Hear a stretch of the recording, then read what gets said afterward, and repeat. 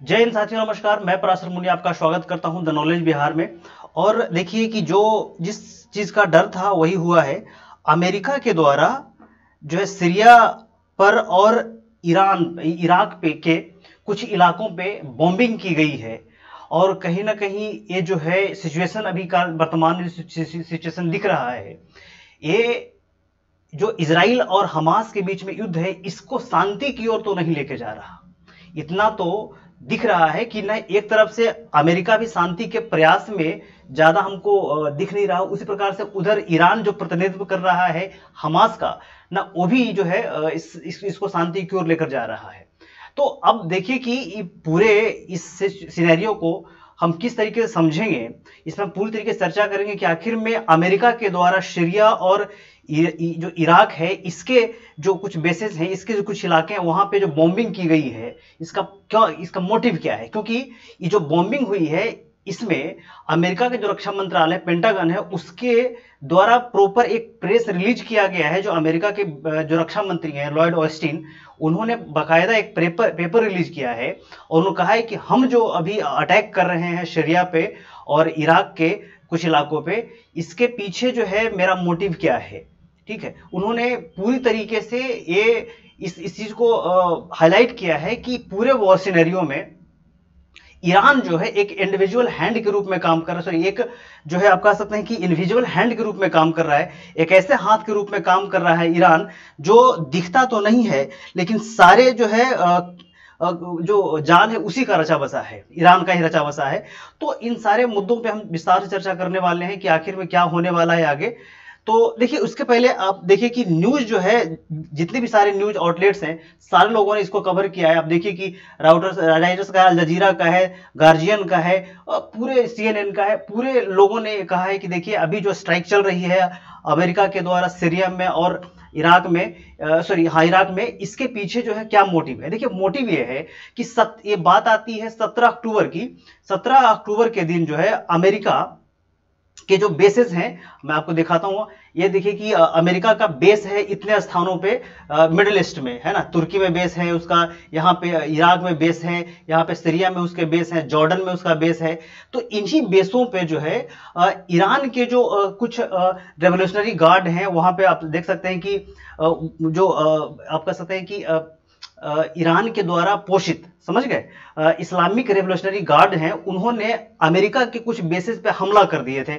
इसमें एक व्यक्ति अमेरिका के जो एक ऑफिसर था वो मारा गया था और कई लोग घायल भी हुए थे, अमेरिका के जो अधिकारी थे वो। इसी को ध्यान में रखते हुए अमेरिका ने कहा है कि हम उन चीजों के उस हमले के डिफेंस में हमला किए हैं, अमेरिका सॉरी सीरिया के और ईरान के कुछ बेस पे। और अभी तक देखिए जो हमला हुआ है इसमें किसी के मारे जाने की भी सूचना तो नहीं है, क्योंकि अभी पूरी तरीके से घटना की जानकारी अभी आई नहीं है। केवल इतना पता चला है कि हमला हुए हैं, लेकिन कैजुअलिटी तो हुई है ना, कैजुअलिटी हुई है। अब कितना हुई है ये अभी पता नहीं है। इसमें जो है अमेरिका एक बात कहना चाह रहा है। देखिए अमेरिका का कहना है कि जो हमले हो रहे हैं अभी इराक और सीरिया में, सॉरी ये क्या कर रहे हैं, कह सकते हैं कि यहाँ पे इजराइल और गाजा पे, इस हमले से इसको जोड़कर नहीं देखा जाना चाहिए। ये जो है यूएस जो है अपने डिफेंस में हमला कर रहा है, ना कि हम इसको जोड़कर देखें कि इजराइल के द्वारा और गाजा में जो हमले हो रहे हैं हमास के द्वारा, इससे इसका कोई कनेक्शन नहीं है। लेकिन देखिए कहीं ना कहीं कनेक्शन तो है, कहीं ना कहीं कनेक्शन तो दिख रहा है, क्योंकि अमेरिका तुरंत बोलता है इसी प्रेस रिलीज में कि जो गाजा और इजराइल में जो हमले हुए हैं उसमें ईरान का प्रॉपर हाथ है, लेकिन ईरान खुलकर सामने नहीं आ रहा। समझ गए, ईरान खुलकर सामने नहीं आ रहा है।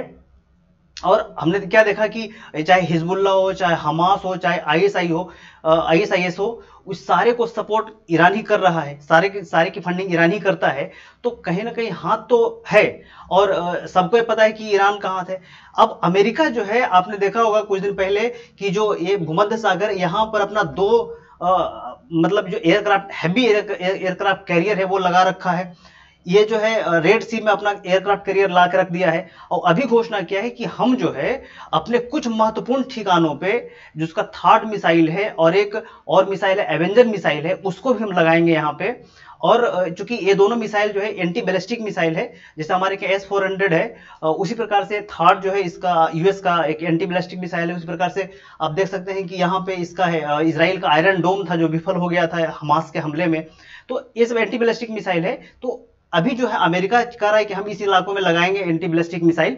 उसी प्रकार से यूएनओ में जो कल बैठक हो रही थी, उसमें ईरान के जो मंत्री थे उन्होंने एक बात उठाया। उन्होंने कहा कि देखिए, अगर गाजा और इजराइल के बीच में हमले नहीं रुके, यानी कि इजराइल के द्वारा गाजा पे हमले नहीं रुके, गाजा पे कैजुअलिटी नहीं रुकी, तो इसमें यूएस भी अछूता नहीं बचेगा। यूएस को भी कहीं ना कहीं भुगतना होगा इस बात को, इस कारनामे को।